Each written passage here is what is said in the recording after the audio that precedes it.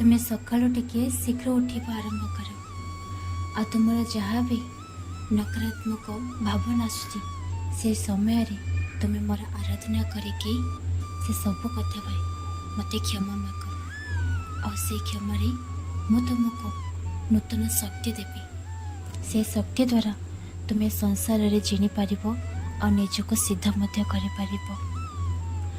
तुम भितर जो गुण अच्छे ना से सब गुण मु देछि किंतु किछि नकारात्मक गुण अच्छी जहाँ को ताहा बर्बाद करने को चेष्टा करुछि। स्वप्न एमिति भाव देख केवल हजिकी शोईकी रहीकि स्वप्न देखिले स्वप्न केबे भी पूरा हो जाएनी। मु तुम गुरु तुम्हें मते गुरु भावे पूजा करुछ से तुमको दिग्दर्शन देखा मोर प्रथम कर्तव्य। तुम्हें चाहो कि न चाहो मु तुमको तुम जीवन गढ़ी रही। जी तुमको नाराज होगी पड़े जाऊँच बिना कथार बिना दोषे तुमको दोषी करने को चाहते से तुम्हें छाड़ी दियो।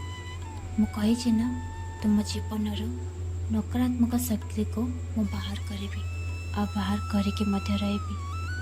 बेले बेले मत रूप बदलैवा पड़े कहीं मोर भिन्न भिन्न रूप रही कौ रूप तुमको साहाय्य करी एटा तुमको समय आसिले जना पड़ किंतु सब रूप मोर ही अटे।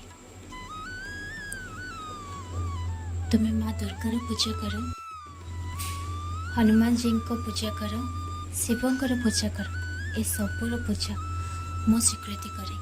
खाइबा बर्बाद करनी ध्यान सहित चलने चेष्टा कर।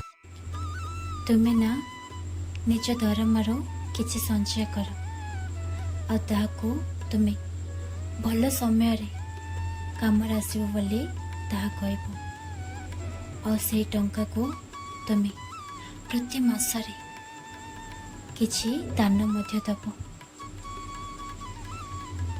तुमको जितके जहाँ दरकार से सब मु देवी कौन सी जिनसर अभाव रहा देवे ना। केवल तुम मनर चिंता को त्याग कर आबे तो मु तुमको जबरदस्त करके तुमर शरीर और तुम जीवन नकारात्मक शक्ति को बाहर करी।